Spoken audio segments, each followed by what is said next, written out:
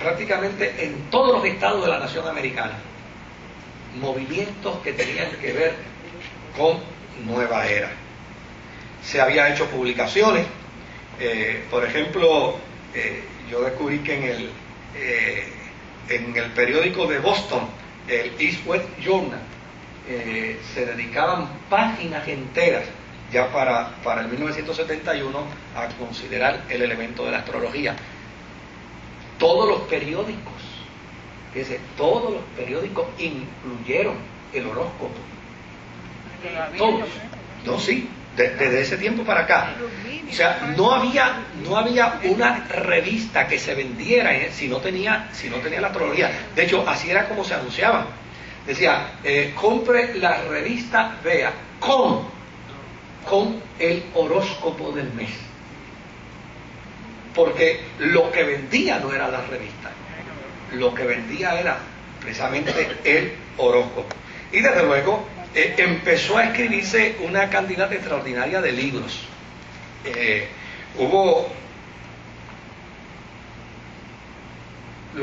Claro, lo que pasa es que al movimiento de Nueva Era no ser un movimiento religioso per se, permitía entonces que cualquiera hablara.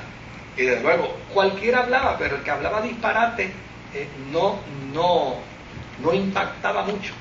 Pero empezaron a hablar profesores universitarios, empezaron a hablar gente intelectual. Por ejemplo, Pablo Coelho era un periodista y de repente abandonó el periodismo para dedicarse a escribir precisamente dentro de una conceptualización de Nueva Era. Yo creo que en América Latina ha sido uno de los más exitosos. Entendemos ahora algo nuevo sobre la Nueva Era, ¿no? O sea, Nueva Era surge como un competidor de la fe judeocristiana y del humanismo secular. ¿Competidor del humanismo secular? Sí, sí. Nueva Era se ubica para competir con la religión judeocristiana que está dejando vacíos, y para competir con los intelectuales científicos que están provocando vacíos espirituales. Entonces se convierte en una alternativa que llena precisamente una necesidad que está implícita en el ser humano, es la necesidad de buscar una experiencia. Ya en 5 minutos más doy parte, porque ya me hicieron señas del estudio que no se oye, y es que algunos hermanos se nos quejan de que como resultado de las preguntas se quedan unas lagunas a veces de 3 y 4 minutos, y dice, ya se me fue el hilo de lo que se estaba hablando, porque pues las personas que compran lo que hacen muchas veces no son los que están aquí, son los que no vienen. Pero ya en unos minutos sí doy parte, me disculpan los hermanos. Ahora,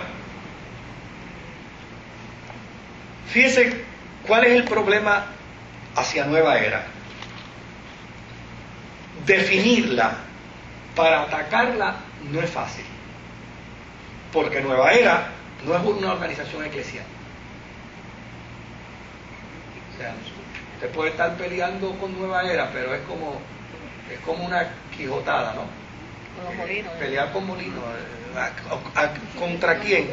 ¿A quién estás confrontando? No hay manera.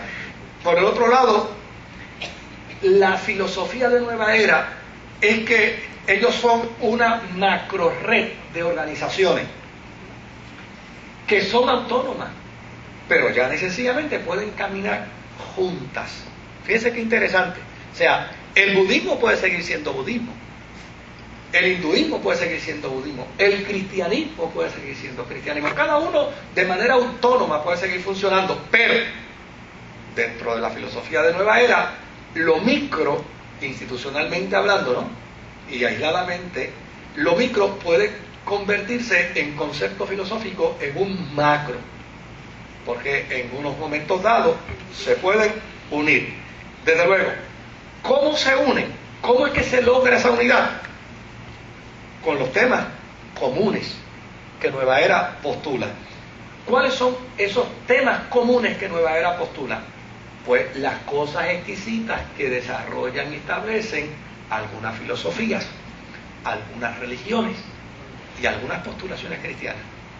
O sea, ¿dónde está lo común?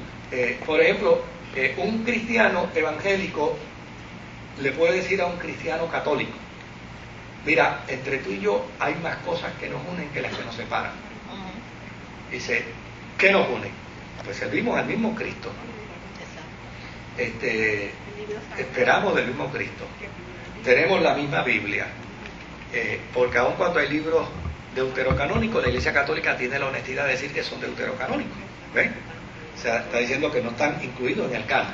O sea, nos une la misma fe, creemos en el mismo bautismo. O sea, cuando uno empieza a decir, oye, sí, es verdad, en el catolicismo hay muchas cosas, en el cristianismo católico y en el cristianismo evangélico hay muchas cosas que nos unen.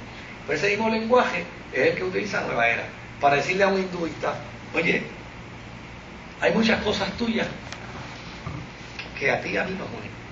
Pero lo mismo se lo dice a un budista. Hay muchas cosas que a ustedes y a nosotros nos unen.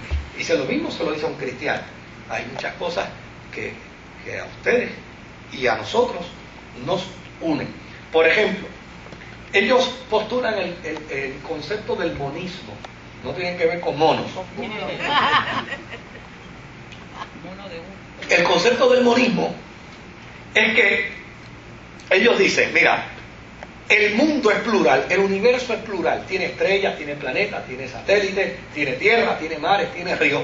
Ok, ahora, toda esa pluralidad se deriva de una fuente final y única.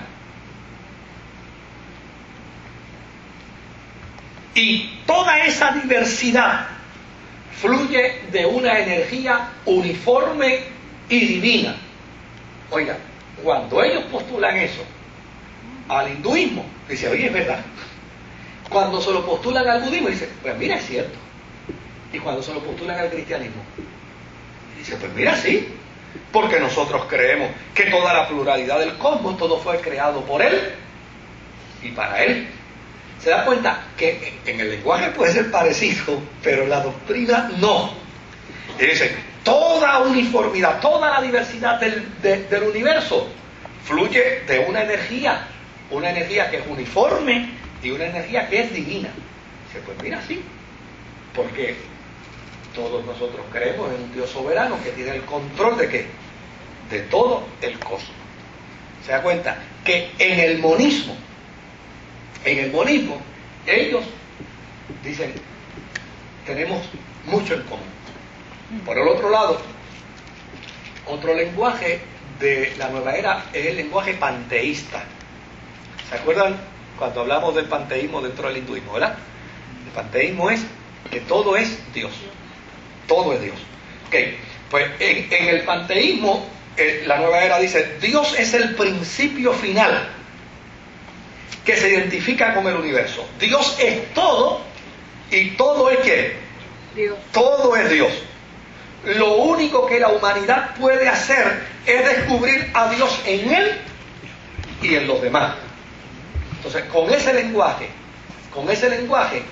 mire, pueden enredar al budista, pueden enredar al hinduista y pueden enredar al cristiano.